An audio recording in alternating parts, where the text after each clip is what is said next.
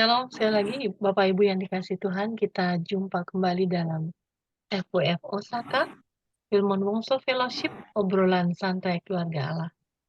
Malam hari ini kita kedatangan pembicara yang istimewa, Bapak Pendeta Saumi Mansaud dari USA.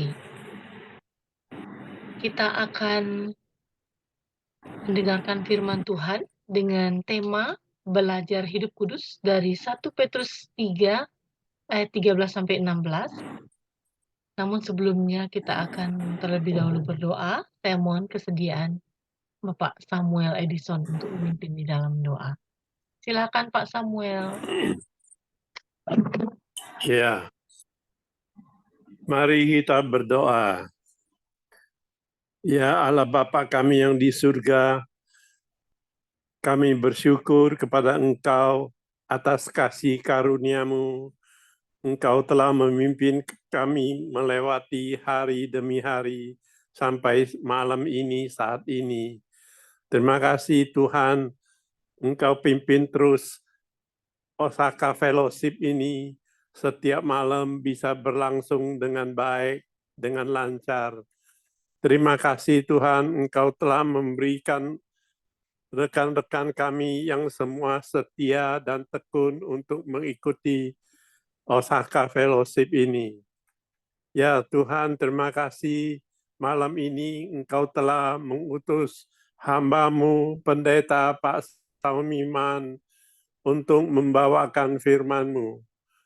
Ya Tuhan, kiranya Engkau urapin dan Engkau pakai lebih luar biasa lagi hamba-Mu, sehingga firman yang disampaikan bisa bermanfaat bagi kami, membangunkan kerohanian kami, dan meneguhkan iman kami.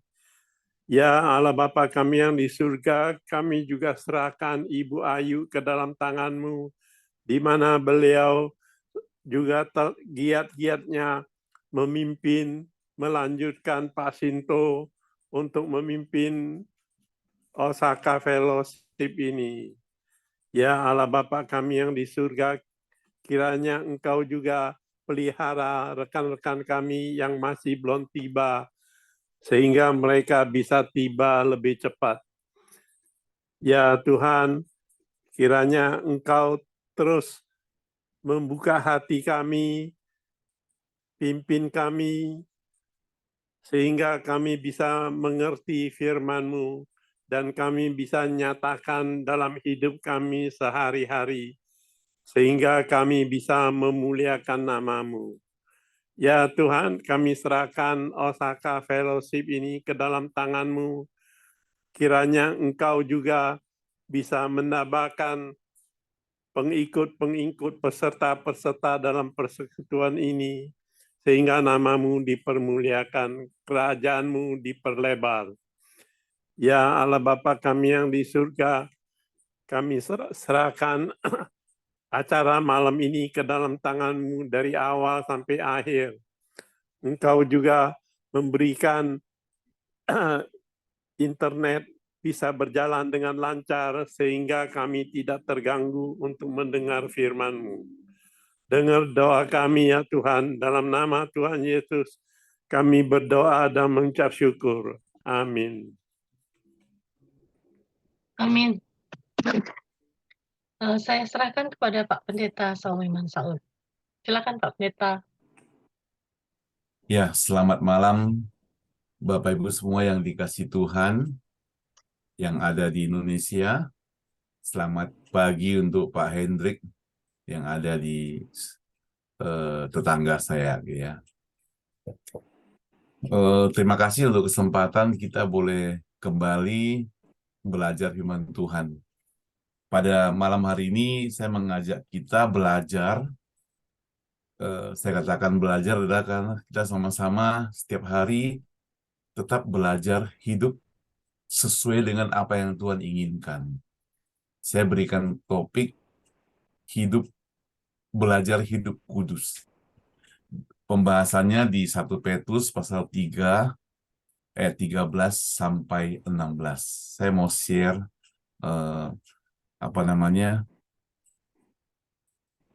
layar saya ya.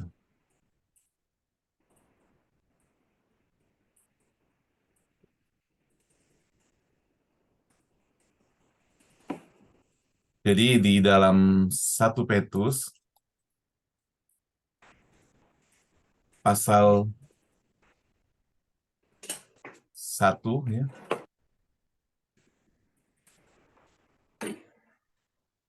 ayat 13 sampai 16. Mari kita buka Alkitab kita di 1 Petrus pasal 1 ayat 13 sampai 16. Boleh nggak kita sama-sama baca ya, walaupun kita berbeda tempat ya, pelan-pelan aja. 1 Petrus 1, 13 sampai 16.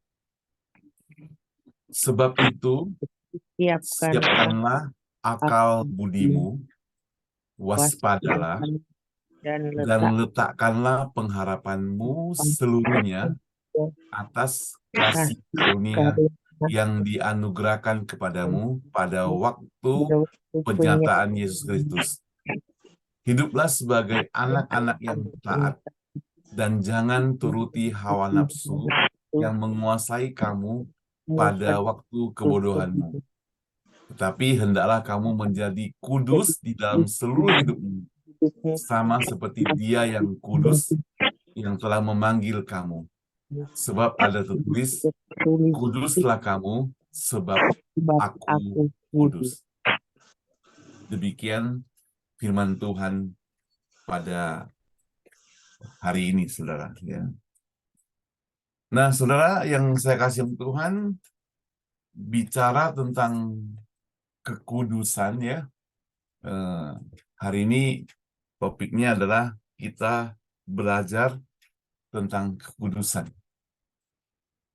Arti kudus itu apa? Saya mencatat di sini bahwa kata kudus itu bisa berarti murni, suci, ya. Dalam bahasa Greka disebut sebagai hagios. Kalau bahasa Ibrani kados, kudus, diartikan dengan naik lebih tinggi, terpisah, memotong. Maksudnya adalah dipisahkan antara yang katakan kelawan dari kudus itu kotor, jorok, najis, dipisahkan, dipotong, cut above, di atas rata-rata. Atau istilah lain dikhususkan, jadi dikhususkan sebagai yang murni, yang suci, seperti kita memilih barang atau buah-buahan yang bagus lah, yang paling mutu tinggi, dibenarkan, dibersihkan, disucikan, ya artinya dispesialkan. Itu kudus, murni. Nah, seorang bernama Louis Berkhof, ya, dalam sistematik teologi dia katakan, kekudusan ialah suatu yang sesuai atau sejalan dengan segala sesuatu yang dapat dibayangkan mengenai Allah. Jadi kalau kita bicara tentang kekudusan, itu adalah sesuatu yang sesuai. Bukan hanya sesuai, tapi sejalan dengan semua yang dapat dibayangkan mengenai Allah. Jadi kalau Allah itu kudus, itu berarti bayangan kita kalau mau hidup kudus adalah kita yang mau belajar sama seperti Allah yang kudus itu. Jadi itu dikatakan kekudusan. Apa ciri-ciri kekudusan atau kesucian dalam sehari-hari yang kita ketahui? Saudara, dunia itu memiliki standar tersendiri. Apa yang dianggap kudus, apa yang dianggap tidak kudus, atau tabu, atau dosa. Mungkin kalau pengajaran lain itu beda gitu ya. Makan daging babi, kalau di Bali kan harum gitu ya. Ya, enak. Kalau bagi mereka yang tidak boleh makan, ya dikatakan haram, tidak kudus. Atau mungkin kalau kita perhatikan dalam kehidupan sehari-hari, satu gedung saja bisa dianggap kudus atau tidak kudus. Kalau dia jual minuman keras dianggap sebagai tempat yang haram. Tapi besok-besok kalau dijual ke gereja, bisa dianggap sebagai tempat yang kudus. Itu cuma yang kehidupan sehari-hari, yang standar dari kehidupan sehari-hari. Tapi saudara yang saya kasih Tuhan, perbedaan dari kudus sama yang tidak kudus atau haram atau kotor, saya ibaratkan dengan gelas dalam air ini. Kalau yang jernih, yang putih, itu dikatakan sebagai yang kudus, artinya belum dicemarkan. Kalau yang sudah agak hitam-hitam itu sudah dicemarkan. Jadi kudus itu artinya juga belum dicemarkan, masih suci, masih murni gitu. Nah, kalau dia berupa makanan, ya yang rasanya yang original gitu. Kan ada kopi rasa jahe gitu ya. Ini kopi beneran. Kopi rasa durian, ini kopi beneran, bukan campur-campur. Jadi dia itu masih murni gitu. Kudus, murni. Sehingga kalau kita ibaratkan kita manusia yang kudus, berarti kita yang tidak dicemarkan, tidak dikotori. Tapi awalnya kan kita manusia adalah orang yang berdosa. Karena kita ditebus oleh Kristus, maka kita sudah dibayar lunas oleh Tuhan, sehingga hidup kita itu mesti belajar hidup kudus gitu ya, sehari-hari. Nah, dalam 1 Samuel 16 ayat 7 terjemahan baru, ini masih terjemahan baru yang pertama, bukan yang kedua, ya, saya belum punya Alkitab yang kedua. Tetapi berfirmanlah Tuhan kepada Samuel, janganlah pandang parasnya atau perawakan yang tinggi, sebab aku telah menolaknya. Bukan yang dilihat manusia, yang dilihat Allah. Manusia melihat apa yang di depan mata, tapi Tuhan melihat hati. Jadi sekali lagi, jangan terkecoh dengan penampilan, jangan terkecoh dengan apa yang kita lihat, jangan terkecoh dengan apa yang kita dengar, tapi Tuhan itu menilainya lebih dalam karena dia melihat di dalam hati. Saudara, kita sebagai manusia, kita bisa membohongi orang lain. Penampilan kita seperti begitu saleh, istilahnya, soleh, begitu suci, begitu murni, begitu baik, begitu begitu lembut dan sebagainya. Tapi itu hanya dalam kasat mata kalau dilihat orang. Tapi di belakang, atau kalau orang lain tidak melihat, maka hidupnya menjadi lain. So, saya kasih contoh, dalam Alkitab ada beberapa tokoh, salah satunya adalah tokoh Yusuf. Ya. Yusuf itu anak Yakub yang dijual saudara-saudaranya ke Mesir. Dia menghadapi berbagai pergumulan, dijadikan budak, kemudian difitnah, digoda. Secara manusia, saudara, dia bisa saja mengambil kesempatan. Kenapa? Karena pada waktu itu dia digoda oleh istri Potifar. Kalau dia mau saja, kemungkinan statusnya bisa berubah. Artinya nasibnya bisa berubah. Orang lain tidak tahu kok, papa mama tidak tahu, mamanya sudah meninggal. Papanya tidak tahu, saudara tidak tahu. Orang-orang tidak kenal dia karena dia ada di luar pulau, di luar negeri, ada di Mesir. Tapi dia tidak demikian. Menghadapi pencobaan seperti yang dialami oleh Yusuf, dia bukan maju pantang mundur, tapi dia ambil langkah lari. Dia ambil langkah lari. Ya. Jadi dia tampil di hadapan manusia dan di belakang manusia tetap merupakan orang yang dalam arti tanda kutip yang benar di hadapan Tuhan gitu. Yang mulia pertanyaan, kalau kita mau belajar seperti Tuhan, katakan seperti Yusuf, kita mesti tampil di depan dan di belakang, tidak kelihatan, itu sama.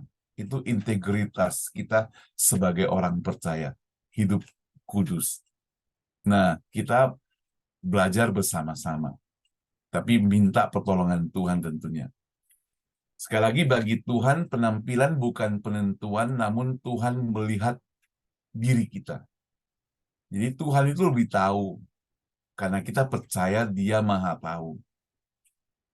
Tuhan itu lebih mengerti, melihat sampai ke dalam hati, karena kita percaya Dia itu segala-galanya. Jadi Dia melihat diri kita. Maka di hadapan Tuhan, kita tidak bisa berbohong. Mungkin di hadapan teman, saudara, famili, bahkan di hadapan suami atau istri, kita bisa berbohong, tapi di hadapan Tuhan tidak. Alkitab yang kita baca tadi di Petrus itu menerapkan 3 cara supaya kita dapat mengembangkan atau belajar hidup kudus. Jadi saya mencatat ada 3, mungkin teman-teman nanti dapatkan lebih banyak, ya boleh jadi masukan juga gitu, gak apa-apa. Ya. 1, untuk menjadi kudus, kita harus fokus pada, kalau di dalam Petrus dikatakan pada kedatangan Kristus. Dikatakan di sini, saya bacakan sekali lagi, ayat 13, sebab itu siapkanlah akal budimu, waspadalah, dan letakkanlah pengharapanmu seluruhnya, sepenuhnya, atas kasih karunia yang dianugerahkan kepadamu pada waktu penyataan Yesus Kristus. Ya, second coming, ya, itu kedatangan Tuhan. Sebab itu ikatlah pinggang akal budimu, kuasailah dirimu sepenuhnya. Berharaplah pada yang diberikan atau diberitahukan kepadamu anugerah pada penampakan Yesus Kristus. Nah, ayat 13 ini yang saya tampilkan, itu terjemahan dari Perjanjian Baru Interlinear Konkordansi yang diterjemahkan oleh Bapak Hasan Sutanto gitu ya. Jadi ada buku besarnya, dia terjemahkan, sebab itu ikatlah pinggang akal budimu, kuasailah dirimu sepenuhnya. Berharaplah pada yang diberikan, garis miring, diberitahukan kepadamu anugerah pada penampakan Yesus Kristus, kedatangan yang kedua kali. Jadi fix your hope and be holy. Fix your hope and be holy. Dengan apa? Ada 3 hal di sini, dengan pikiran. Di dalam Filipi pasal 2 ya, saya akan coba bacakan buat kita ya. Jadi di dalam Filipi pasal 2 ayat yang kelima di situ mencatat bahwa hendaklah kamu dalam hidupmu bersama menaruh pikiran dan perasaan yang terdapat juga dalam Kristus Yesus. Di pikiran yang berfokus kepada Kristus. Sekali lagi, pikiran yang berfokus pada Kristus, tidak bercabang. Yohanes 14 ayat 6, kenapa? Karena Yesus itu adalah jalan dan kebenaran. Jadi fokuslah kepada Dia, karena Dia adalah jalan dan kebenaran.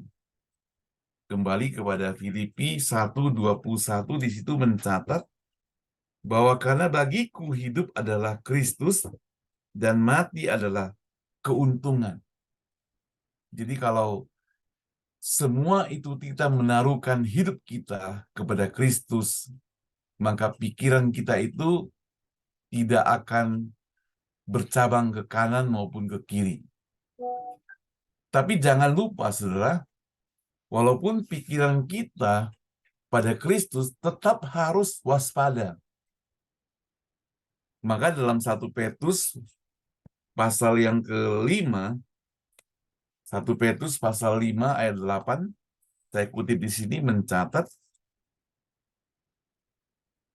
saya bacakan, sadarlah dan berjaga-jagalah, lawanmu si iblis berjalan keliling, sama seperti singa yang mengaum-ngaum dan mencari orang yang dapat ditelannya.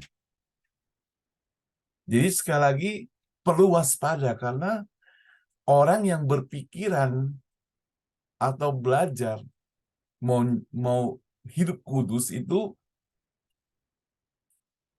ada saja godaan, ada saja ancaman dari iblis. Saya mau sharing waktu saya persiapkan bagian ini ya, sempat sakit gitu ya. Saya nggak tahu, kalau dihubung-hubungkan, saya pikir iblis mungkin bekerja dalam hidup saya karena dia tidak mau kita belajar hidup kudus gitu. Sehingga karena waktu sudah mau disampaikan, kalau saudara ingat, dan kebetulan pada waktu itu ada acara teman-teman pada pergi ke ngelayat, kalau nggak salah waktu itu ya. Karena saya makan obat, malamnya bangunnya jadi kesiangan gitu. Jadi akhirnya ditunda sampai hari ini. Nah, bagi saya, kalau kita mau fokus kepada Tuhan, ada saja godaan, ada saja halangan gitu.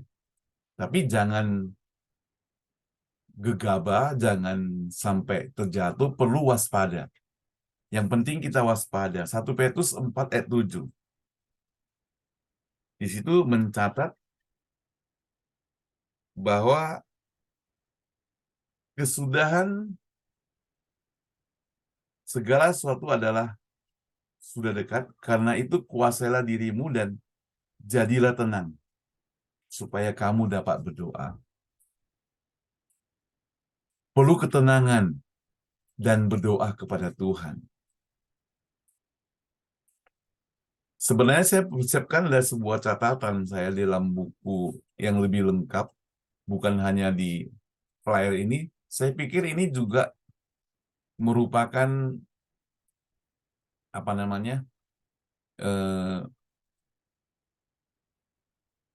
godaan yang daripada iblis yang membutakan mata saya, sehingga sejak kemarin saya cari kembali catatan saya itu nggak ketemu gitu. Kebetulan ada ponaan yang mampir di sini berapa hari, dia nginap, saya beres-bereskan barang saya semua. Lalu catatan itu entah tersimpan di mana nggak ketemu. Untungnya flyernya sudah saya siapkan duluan gitu. Jadi sekali lagi hal-hal yang seperti itu kalau dihubung-hubungkan, kayaknya iblis itu bekerja dalam hidup kita setiap hari gitu, setiap saat. Ya, jadi perlu kita waspada. Tapi saya berdoa pada Tuhan supaya Tuhan menolong sehingga hari ini kita bisa bertemu ya. Yang ketiga di situ catat berdasarkan kasih karunia ya. 3 hal. Kasih karunia. Kan di sini dikatakan sebab itu siapkanlah akal budimu, waspadalah, letakkanlah pengharapan seluruhnya atas kasih karunia yang dianugerahkan. Kasih karunia. Ayat 7 dikatakan, 1 Petrus ayat 7, maksudnya ialah untuk membuktikan kemurnian imanmu yang jauh lebih tinggi nilainya daripada emas yang fana diuji kemurnian dengan api, sehingga dengan kasih karunia kita atau kamu, kita semua memperoleh puji-pujian dan kemuliaan dan kehormatan pada hari Yesus Kristus menyatakan dirinya. Jadi ada kemuliaan, kemurnian pada waktu penyataan diri Yesus Kristus. Nah, saudara, dari pikiran itu kita siapkan akal budi, ikat pinggang. Jadi pikiran kita yang kotor, maka kekudusan tidak dapat tercapai. Makanya sing-singkan lengan baju, pakai ikat pinggang supaya kita lebih leluasa bergerak. Saya pikir kalau kita mau bekerja, pakai lengan panjang begitu kan susah, perlu sing-singkan lengan, ya pakai ikat pinggang supaya tidak kedodoran gitu, mungkin melorot, supaya leluasa bergerak tanpa ada kekangan, tanpa ada halangan. Saudara, keunggulan dari perjanjian baru adalah lebih ketat, tuntutannya lebih tinggi. Tuntutan untuk kehidupan umat manusia itu lebih tinggi. Sebelum kita bertindak, hanya berpikir saja, kita sudah berdosa. Kalau dalam perjanjian lama kan, kalau kita membunuh, dikatakan berdosa, tapi perjanjian baru, kita membenci saja sudah berdosa. Merencanakan yang jahat saja sudah dosa. Waspada, tetap sadar, tidak melayang-layang, tidak artinya tidak dalam keadaan tidak sadar, dalam arti bukan keadaan mabuk, karena orang percaya tidak terpisah dari dunia ini, tetapi ia tidak boleh sama dengan dunia ini. Jadi sekali lagi, orang percaya ditempatkan di dunia, tidak terpisah, kuncinya adalah dia tidak boleh sama. Ya, tidak sama seperti Roma 12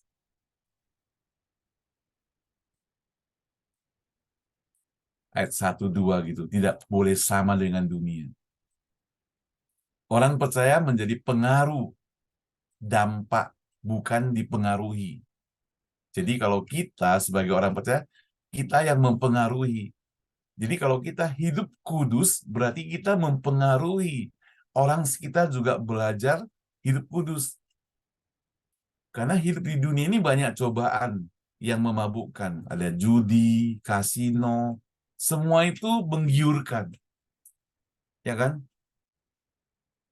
Wanita, ya maafkan, uang, semua menggiurkan. Ada seorang, kemarin saya dapat sebuah apa namanya, video klip, dikasih pertanyaan, mengapa kalau kita masukkan kartu ATM, nanti kartunya, kalau kita mau ambil uang, kartunya keluar duluan, baru uangnya. Gitu. Maka diberikan jawaban, karena kalau uangnya keluar duluan, sifat manusia begitu lihat uang, maka dia akan lupa segalanya gitu. Jadi kartunya duluan keluar, baru uangnya. Nah itu hanya joke ya. Tapi ya bisa jadi benar juga gitu. Obat bius dan sebagainya yang bisa mempengaruhi kita. Jadi perlu waspada. Dalam arti tetap sadar, tadi dikatakan tidak melayang-layang. Nah, ada satu contoh di kasih karunia. Ya. Kasih karunia dari Kristus. Kasih karunia itu sama dengan kebaikan Tuhan. Jika Tuhan kita baik, masa kita berbuat jahat? Ya, kalau Tuhan itu baik, kita mesti berbuat baik pula gitu. Karena kasih membuat kita tidak tega berbuat jahat. Nah, saya ada kutip sebuah ilustrasi ketika Lewis Lews, baca gitu ya, menjadi kepala penjara di Sing Sing, New York pada tahun 1920, maka para narapidana itu berada dalam kondisi yang sangat mengenaskan. Nah, ini mendorong untuk dia melaksanakan sebuah reformasi pri-kemanusiaan. Ia sangat memuji istrinya yang bernama Catherine, yang selalu memperlakukan para narapidana itu sebagai manusia. Catherine sering mengajak ketiga anaknya duduk bersama dengan para gangster, para pembunuh, para pemeras, dan sebagainya. Sementara mereka sedang bermain basket, mereka itu duduk bersama, ngobrol, makan, dan sebagainya. Waktu itu acara istirahat break main bola basket atau bisbol. Pada tahun 1937, Catherine tewas dalam sebuah kecelakaan mobil. Besoknya tubuhnya itu dibaringkan di dalam peti mati di sebuah rumah duka sejauh kira-kira maksudnya setengah kilo dari lembaga permasyarakatan itu, dari penjara itu. Nah, saudara, ketika kepala penjara yang bertugas mendapati 400 narapidana berkerumun di sekitar pintu masuk utama penjara, dia tahu apa yang mereka inginkan. Karena para narapidana ini ingin mengelayat almarhumah Catherine.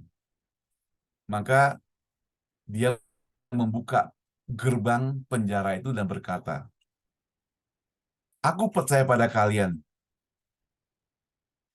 Kalian boleh pergi ke rumah itu." Saudara, tidak ada penjaga khusus, tidak ada peringatan khusus yang ditugaskan dan sebagainya. Namun dalam sejarah mencatat, tidak seorang pun di antara mereka narapidana itu yang melarikan diri pada malam itu. Karena apa, saudara? Karena kasih yang telah disalurkan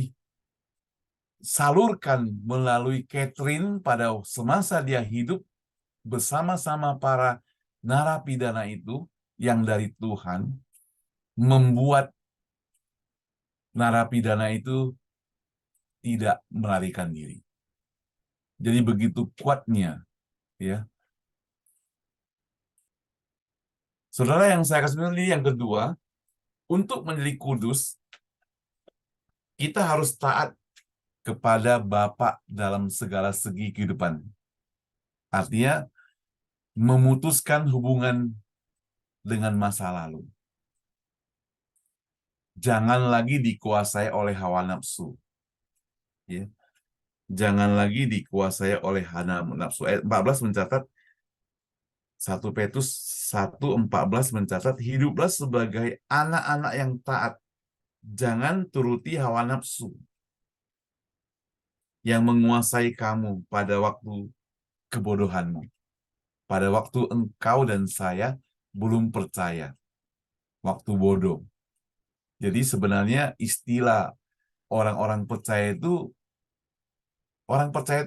akan jadi cerdas, saudara. Kalau bagi setiap orang yang percaya pada Tuhan itu tingkatnya lebih tinggi, lebih cerdas. Karena kita ya bukan memuji diri kita sendiri masing-masing, tapi karena kita mengetahui masa yang akan datang, bagaimana kita hidup dengan lebih baik dan ada perencanaannya, lebih cerdas. Jangan dikuasai hawa nafsu dengan membangun kebiasaan taat. Membangun kebiasaan taat. Ketaatan itu bisa jadikan kebiasaan gitu ya. Bukan karena terpaksa, tapi harus dengan kebiasaan. Kalau kita sudah biasa dengan baca Alkitab, maka kita tidak merasa terpaksa lagi membacanya gitu. Kalau kita sudah biasa hidup kudus, ya, artinya seperti tadi yang saya sudah jelaskan, maka kita akan menjadi taat kepada Tuhan setiap saat. Saya ada cara di sini hapus antara sakral atau rohani dan sekuler. Ya. Soalnya seringkali kita bedain orang Kristen ini kalau di rumah atau tempat lain, tempat bukan sakral, boleh sesuka hati berbuat apapun. Padahal semua tempat dikuduskan oleh Tuhan. Iya kan? Jadi walaupun kita di rumah, di kantor, di pasar, di jalan, di gunung, di lembah, di tempat yang terang, tempat yang gelap, tempat yang seramai maupun yang sepi, itu semuanya dikuduskan oleh Tuhan. Maka hidup kita mesti hidup kudus juga gitu. Jadi jangan dibedakan, oh kalau saya ke gereja baru hidup baik-baik gitu. Di luar boleh sesuka hati. Ya, ini satu pertimbangan atau anggapan yang salah gitu ya. Jangan dikuasai hawa nafsu. Tadi ayat 14 sebagai anak-anak ketaatan, janganlah dirimu dituntun dahulu pada waktu ketidaktahuanmu oleh nafsu-nafsu. Tadi sudah dijelaskan di atas, seks, uang, kekayaan, kesenangan, dan sebagainya. Kembali lagi, seperti bandingannya Roma 12 ayat 2, dan tidak menjadi serupa dengan dunia ini, tapi berubah, do not conform ya, terhadap dunia, terhadap apa yang di dunia. Nah, sebagai anak-anak, ketaatan menjadi kebiasaan. Ketaatan jangan dijadikan tekanan untuk menuruti peraturan, tapi merupakan ciri khas di bawah kasih karunia. Bos besar di kantor kemungkinan ia ditakuti oleh pegawainya, tapi belum tentu mereka bekerja dengan sungguh-sungguh. Mereka taat karena takut, karena digaji, karena dibayar. Tapi kerjanya bersungut-sungut. Hanya karena mau aman, ya taat. Selama masih mau bekerja, ya taat gitu. Jadi itu tidak ada sukarelanya. Hidup sebagai orang percaya, hidup kudus, mesti dengan sukarela. Tidak dengan terpaksa. Menolong orang dengan sukarela. Mengasihi dengan sukarela. Bukan terpaksa. Mengapa kita mengasihi? Karena Tuhan sudah lebih dahulu mengasihi kita, dan sebagainya. Yang ketiga, untuk menjadi kudus, kita harus bertumbuh dalam pengetahuan pribadi atas kekudusan Allah. Harus bertumbuh. Saudara mengetahui bahwa Tuhan itu baik, mengetahui bahwa Tuhan itu suci, mengetahui bahwa Tuhan itu kudus tidak cukup. Tapi kita mesti mengalaminya. Bahwa Tuhan itu benar-benar baik, suci, kudus. Ya. R.C. Sproul ya, dalam The Holiness of God, dia katakan Alkitab tidak pernah menyebut atribut Allah dengan kasih hingga tingkat 3. Artinya, tapi jikalau dengan nama kudus disampaikan sampai 3 kali. Kalau Yesaya 6 ayat 3, kudus, kudus, kuduslah Tuhan semesta alam. Seluruh bumi penuh kemuliaannya. Jadi begitu pentingnya kudus. Ya. Apa yang bisa kita pelajari, saudara? Kesimpulan saya pada hari ini, hendaklah hidup kita kudus di dalam apa? Dalam waktu kita. Waktu yang kita jalankan itu mesti kudus setiap saat. Baik pagi, siang, malam. Waktu yang kudus kita perlu lakukan. Setiap detik, pikiran. Karena dalam pikiran, kita perlu, pikiran itu tidak boleh bercabang. Begitu pikiran kita mulai ke hal-hal yang tidak sesuai dengan apa yang Tuhan kehendaki, kita cepat-cepat harus berbalik arah. Ini yang orang lain tidak tahu ya pikirannya. Tubuh juga kudus, tubuh. Ditambah lagi dengan tindakan. Perbuatan kita juga mesti kudus. Kalau kita mau hidup kudus di dalam Tuhan ya, seluruh profesi kita, pekerjaan kita mesti kudus ya. Artinya apa yang kita lakukan, apa yang kita kerjakan mesti sesuai dengan apa yang Tuhan kehendaki. Dan hidup kudus terhadap semua orang juga. Jadi orang bisa melihat kita, bukan hanya dari mulut. Makanya kita sama-sama belajar pada hari ini. Ada banyak orang, saudara, mudah-mudahan bukan dalam grup ini, setiap hari kita dengarkan firman Tuhan, ya, grup kita kan, grup Osaka kan setiap hari dengarkan firman Tuhan ya. Tapi ada orang yang dengar hari ini, besok sudah keluar dari telinga yang lain gitu. Atau sebentarnya udah keluar. Hanya dengar saja, numpang lewat gitu. Tidak berhenti, tidak masuk dalam hidup kita. Sehingga di dalam hidupnya itu tidak terlihat oleh orang lain tuh. Kita mau belajar supaya hidup kita bisa dilihat oleh orang lain karena apa? Bukan karena kita hebat, tapi karena kita cinta Tuhan. Tapi bukan yang dibuat-buat ya, istilah modern sekarang, bukan pencitraan. Tapi sungguh-sungguh, di mana saja, maka di setiap tempat, setiap keadaan, ya, setiap tempat, itu berlaku untuk semua orang. Maka istilah dulu dikatakan seperti Coca-Cola ya, ada bagi orang yang muda, tua, setiap tempat, di mana saja, Coca-Cola ya, di mana saja, kita mesti hidup sesuai dengan kehendak Tuhan. Kekudusan hidup itu berlaku bagi semua anak Tuhan. Jadi bukan hanya pendeta, ya, tapi berlaku untuk semua anak Tuhan. Bukan hanya untuk majelis, bukan hanya untuk anak pendeta, anak majelis, tapi semua orang. Dengan demikian, kekristenan tidak membedakan yang sekuler dan sakral lagi. Manusia itu tidak sempurna.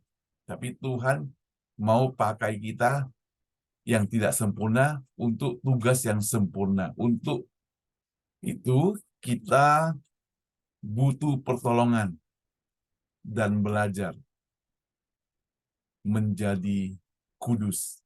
Ya. Saya tutup dengan satu ayat, 1 Korintus 3:16.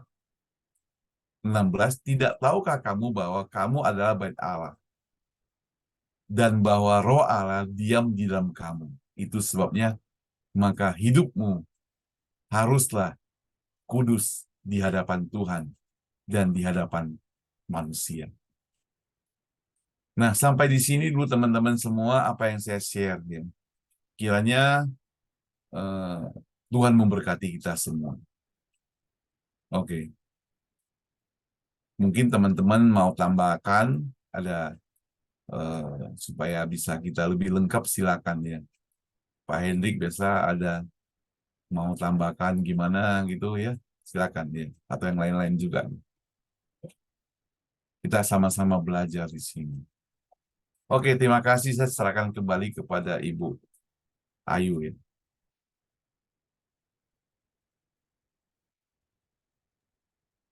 Terima kasih Pastor Somiman Saud yang sudah menyampaikan firman Tuhan. Kita akan masuk ke diskusi. Jika ada Bapak Ibu yang mau sharing atau mau bertanya kepada narasumber kita malam hari ini, silakan Bapak Ibu. Bu Mika, silakan Bu. Enggak. Pak Hendrik, silakan Pak Hendrik. Ya Bu,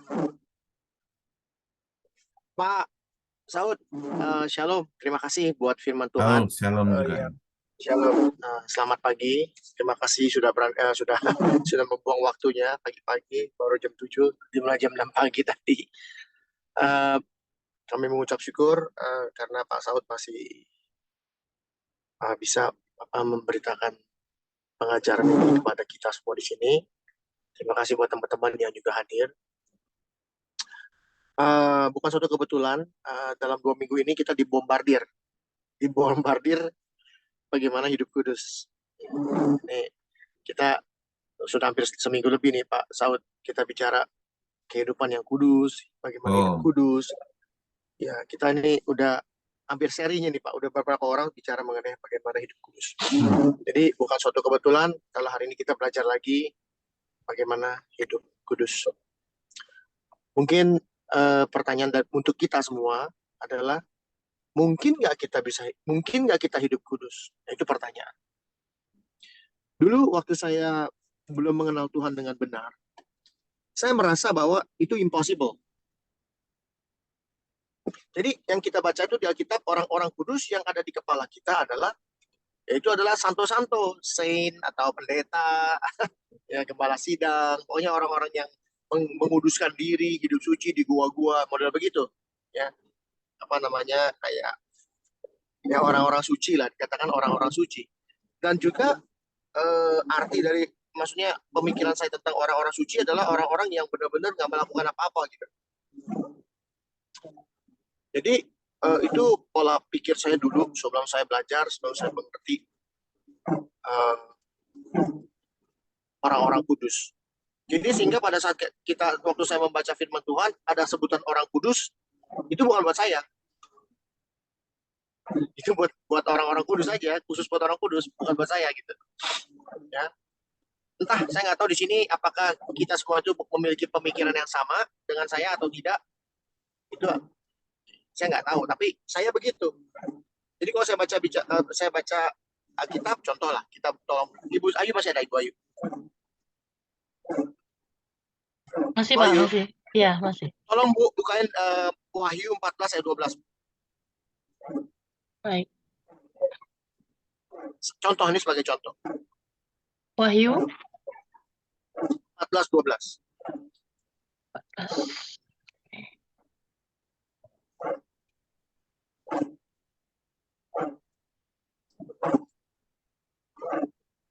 Ayat 12 ya. Ya maaf Bu, ya minta tolong Bu, karena saya ini lagi nyetir. Ya Pak. Tadi saya udah pergi, ini kunci kantor ketinggalan di rumah, pulang lagi saya. Wahyu 14 ayat 12. Ya, terima kasih Bu. Tolong. Yang penting di sini ialah ketekunan orang-orang kudus yang menuruti perintah Allah dan iman kepada Yesus. Nah, jadi kalau saya baca ini dulu, saya pikir gini, wah, ini tugasnya pendeta, tugasnya orang-orang yang ditunjuk Tuhan, punya talenta untuk berdoa, bertekun, ya. Itu yang ada di kepala saya dulu ya. Ternyata orang-orang kudus ini kita semua yang sudah dikuduskan Tuhan, kita semua yang sudah diselamatkan oleh Yesus, kita semua yang sudah dianggap benar oleh Tuhan. Dulu kita adalah orang-orang nggak benar, sekarang karena kita sudah beralih dari hamba dosa menjadi hamba kebenaran, kita dianggap benar oleh karena Kristus. Dan kita wajib hidup kudus. Dan inilah kita semua. Dikatakan ketekunan. Kita harus bertekun. Orang kudus itu biasanya, kita jadi kudus itu pada saat kita dibaptis. Udah. Kita hidup kudus itu paling lama 1 bulan, beneran omongan saya. Kenapa? Ya itu saya dulu.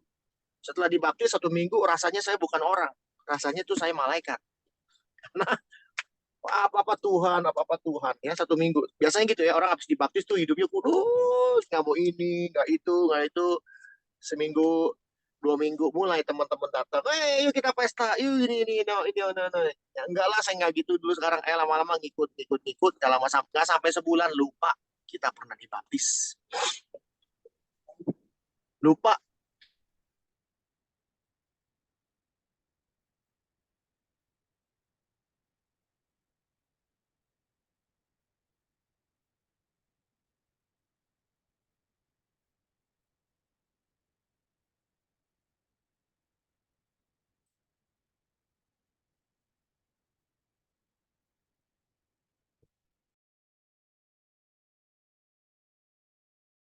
Pak Hendrik, sinyalnya hilang ya Pak?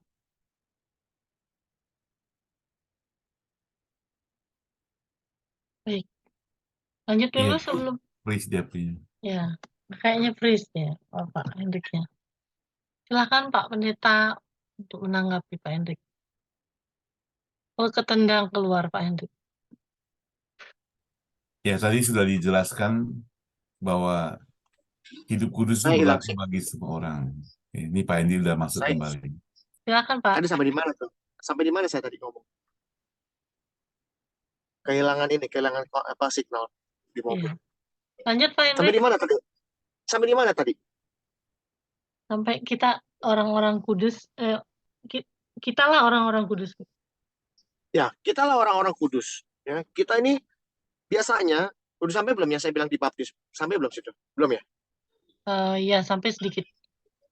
Ya, kita nih kudus itu pada saat kita dibaptis 1 minggu saja. Atau 1 bulan paling lama. Sesudah itu kita lupa, kita pernah dibaptis. Kita lupa, kita ini pengikut Kristus. Beneran. Dan itu terjadi sama kita semua, termasuk saya. Karena kita tidak mengenal Tuhan kita dengan baik dan benar. Jadi, untuk bisa hidup kudus itu nomor 1 apa? Nomor 1 itu harus takut sama Tuhan. Kata Amsal, hikmat. Kenapa? Kalau kita takut sama Tuhan, kita tahu Tuhan kita tuh Tuhan yang dahsyat. Kita tahu Tuhan kita tuh Tuhan yang penuh dengan apinya gitu loh. Jadi kita nggak berpikir Tuhan itu penuh kasih, sayang, damai saja. No. Kita mesti tahu Tuhan pencipta kita itu bukan itu saja. Tuhan kita itu Tuhan yang cemburu, Tuhan yang bisa marah, ya. Dan amarahnya nggak main-main. Gitu. Jadi kalau kita takut sama Dia, baru kita berani menjalankan kekudusan itu. Ya, seperti kata Petrus. Tolong satu lagi Bu, ini udah saya buka berkali-kali, kita buka biar nggak lupa. 2 Petrus 3. 2 Petrus 3 ayat berapa ya? Coba buka ayat 9 kan. Buka semuanya yuk.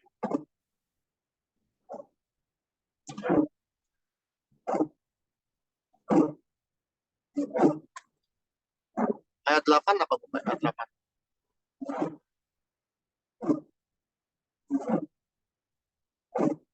'Tolong baca Bu.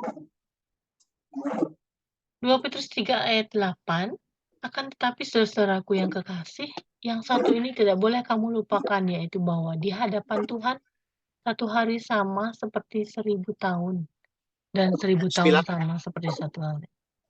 Tuhan 9. tidak lalai menepati janjinya, sekalipun ada orang yang menganggapnya sebagai kelalaian. Tetapi Ia sabar terhadap kamu, karena Ia menghendaki supaya jangan ada yang binasa, melainkan supaya semua orang berbalik dan bertobat. 10. Lanjut terus, lanjut. Ya, terus aja terus. Tetapi hari Tuhan akan tiba seperti pencuri. Pada hari itu langit akan lenyap dengan gemuruh yang dahsyat, dan unsur-unsur dunia akan hangus dalam nyala api, dan bumi dan segala yang ada di atasnya akan hilang lenyap.